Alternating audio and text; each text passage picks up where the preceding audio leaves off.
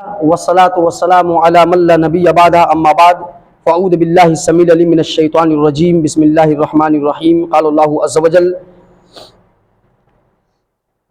فما جزاء من يفعل منكم إلا خزي في الحياة الدنيا ويوم القيامة يردون إلى أشد العذاب وما الله بغافل عما تعملون اولئک الذین اشتروا الحیاۃ الدنیا بالآخرہ فلا یخفف عنہم العذاب ولا هم ینصرون۔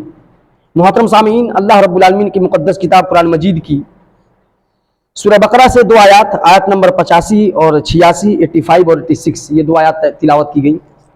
اللہ رب العالمین نے پہلی جو آیت آپ کے سامنے تلاوت کی گئی ہے، یعنی پہلی آیت کا جو ہے کچھ ٹکڑا، آخری کا ٹکڑا، آخری کا حصہ جو آپ کے سامنے وہ تلاوت کی گئی، اللہ رب العالمین نے اس کے اندر یہود کی ایک بہت بھیانک اور بہت بڑی غلطی کی نشاندہی کرتے ہوئے امت محمدیہ صلی اللہ علیہ وسلم کو اللہ رب العالمین نے اس غلطی سے باز آنے اور اس غلطی سے اپنے آپ کو دور رکھنے کی تعلیم دیا ہے، اللہ نے حکم دیا ہے۔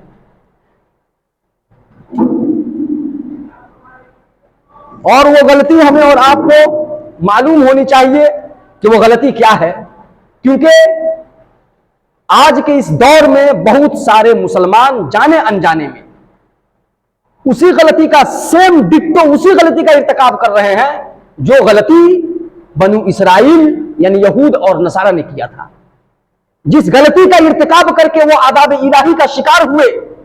آج بھی امت محمدیہ صلی اللہ علیہ وسلم کے اندر امت محمدیہ صلی اللہ علیہ وسلم کے اندر بھی بہت سارے افراد اسی غلطی کو انجام دے رہے ہیں، اور یہ انجام دینے والوں کی تعداد تھوڑی نہیں ہے بلکہ بہت زیادہ لوگ ہیں۔ تو جب اللہ رب العالمین اگر اس قوم کو عذاب میں گرفتار کر سکتا ہے اسی غلطی کی وجہ سے یا اسی غلطی کی پاداش میں، تو کیا ہم اور آپ اللہ رب العالمین کی طرف سے کوئی ایسا خاص ہم کو سرٹیفکیٹ مل گیا ہے کہ ہم جو غلطی کریں گے اللہ تبارک و تعالیٰ ہمیں پکڑے گا نہیں، گرفت نہیں کرے گا ہماری؟ آئیے اللہ تبارک و تعالیٰ نے اس غلطی کو کیا بیان فرمایا، یہ وہ کون سی غلطی تھی، ذرا سا آیت کریمہ کے ترجمہ کے ذریعے سے ہم اور آپ جانتے ہیں۔ فما جزاء من یفعل منکم، اللہ رب العالمین نے کہا کہ ان کی غلطی کیا تھی، یہاں پر اللہ رب العالمین نے بیان فرمایا ہے افتؤمنون ببعض الکتاب وتکفرون ببعض، کہ اے اہل کتاب بالخصوص یہود اور نصارہ، اہل کتاب سے بالخصوص کیا بلکہ وہی مراد ہی ہے، تو اے یہود اور نصارہ کیا تم نے اپنا یہ طریقہ بنا دیا ہے کہ تم اللہ رب العالمین کی کتاب کی بعض آیتوں کے اوپر ایمان رکھتے ہو، بعض آیتوں کے اوپر تم عمل کرتے ہو اور بعض آیتوں کے اوپر تم عمل ایسے نہیں کرتے ہو گویا کہ تم انکار کرنے کے کگار پر ہو، گویا کہ تم اب انکار کر دو گے کہ یہ حکم الہی نہیں ہے شاید۔ اور اسی طرح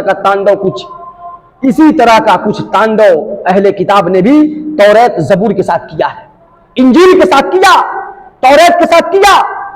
اللہ تبارک و تعالیٰ کی کتاب کی بعض آیتوں کے اوپر ایمان لانا مطلب بعض آیتوں پر عمل کرنا، اور بعض آیتوں کے اوپر عمل نہ کرنا مطلب انکار کر دینا۔ اللہ نے فرمایا جو چیزیں اپنی مطلب کی ہوتی تھی اپنے سہولت کے اعتبار سے اس پر وہ عمل کرتے تھے، اور جہاں سے ان کی قربانی اور نفس کے خلاف چیز آتی تھی ادھر ادھر کا سائیڈ کا راستہ نکالنے کی کوشش کرتے تھے۔ رب العالمین نے کہا کہ یہ چور بازاری ہمارے ہاں نہیں چلنے والی ہے جب تک ہم تم کو چھوڑ رہے ہیں، لیکن ایک بات یاد رکھ لینا، یہ میرا ڈھیل ایسا ہرگز نہیں ہے کہ تمہارے اس گھٹیا حرکت کو میں نہیں دیکھ رہا ہوں، میں دیکھ رہا ہوں۔ اب کب پکڑ لوں گا؟ تم ہمیشہ ہر وقت اپنے اس طرح کے طریقے سے، اپنے اس طرح کے معمول سے تم میرے عذاب کو دعوت دے رہے ہو، تو اب کب تمہاری دعوت قبول کر لی جائے گی وہ تو ہمیں ہی پتا ہے ہم کب کریں گے۔ اللہ تبارک و تعالیٰ کی بعض آیتوں کے اوپر ایمان لانا اور بعض کا انکار کرنے کا مطلب یہ ہوا کہ بعض آیتوں پر عمل کرنا اور بعض آیتوں پر عمل کرنے سے کترانا، بعض آیتوں پر عمل کرنے کے تعلق سے ادھر ادھر کی راہیں دیکھنا، بعض آیتوں پر عمل کرنے کے تعلق سے ٹامک ٹوئیاں مارنا، بعض آیتوں پر عمل کرنے کے تعلق سے تعویلات کرنا، اپنے من سے تفسیر بیان کرنا، اپنے من سے معنی مفہوم مراد لینا، یہ سب چیزیں کرنے کا نام اللہ کی آیتوں کا انکار کرنا ہوا. یہ گویا کیا ہوا؟ اللہ کی آیتوں کا انکار کرنا ہوا. آج امت محمدیہ صلی اللہ علیہ وسلم کے اندر بہت سارے لوگ اللہ رب العالمین کی بعض آیات پر عمل کرتے ہیں. نمازوں کے اندر پہلی صف میں آئیں گے، جمعہ ہو یا فرض نماز ہو یا کسی بھی نماز میں، بہت سارے نمازیوں کے نمازیں اور ان کی منہ پر مار دی جائیں گی. بہت سارے نمازی رب العالمین کے ہاں سب سے پہلے ہو سکتا ہے کل گردن انہی کی ناپی جائے گی. وجہ کیونکہ رب العالمین کے بتائے ہوئے طور اور طریقے کے مطابق نہیں ہے. ان کا ایک اپنا ہیبٹ تھا، ان کا ایک اپنا ایک ویسے ہی طور طریقہ تھا، وہ نماز ایسے پڑھ رہے تھے. اکثر تو افراد نماز پڑھتے ہی نہیں، تو پہلی بات تو ان کے ساتھ کیا انجام ہوگا وہ اللہ کو پتا ہے. کتنا بھیانک سزا ہے، وہ اسلام میں ہے بھی کہ نہیں ہے، یہ بھی ایک قابل سمجھیے سوال ہے، یہ قابل شک والی بات ہے، شک شبہ والی بات ہے. اب جو لوگ پڑھتے ہیں وہ ان کو کسی بھی طرح کی کوئی برائی کرنے کا اتھارٹی نہیں ہے. اس کی وجہ سے کیا ہوگا کہ ہم اور آپ دیکھیں ہوتا کیا ہے کہ شیطان نیکیوں کے ذریعے سے نیکیوں کے اندر کیسے ہمیں نافرمانی کروائے گا یہ سمجھنے والی بات ہے. بہت سارے افراد صحیح کام کر کے بھی اللہ رب العالمین کے عذاب کا شکار ہو سکتے ہیں. اللہ کی نافرمانی کر رہے ہیں. رب نے کہا کہ اپنے من سے تم عمل نہیں کر سکتے، تمہارا جیسا من کرے گا ویسا وہاں پر تم کرو گے. ہماری شریعت کی بات کی جائے گی، تم اس کو نہیں مانو گے، تو یہ تمہارا اپنا من ہوا، کرو، ایسے ہی عادت بنائے رکھو، کیونکہ وہاں پر تم نے اپنے من کا سنا ہے. سب سے بڑی چیز اسلام کے اندر رکاوٹ میں انسان کے اپنی خواہشات ہوتی ہیں.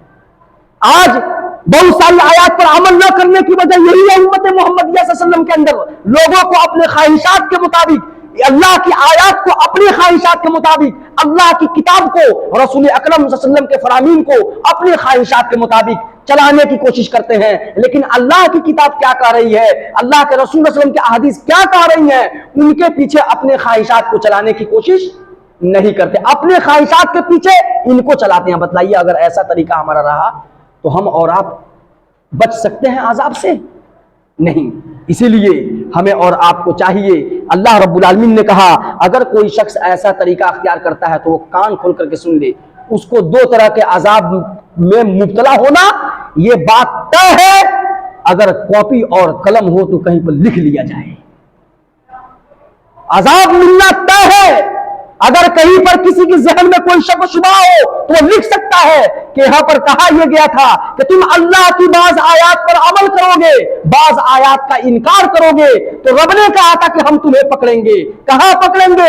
پھر حیات دنیا، دنیا کی زندگی میں ہم تمہیں ذلیل رسوا کر دیں گے اور آخرت میں تمہیں دردناک عذاب کا شکار ہونا پڑے گا.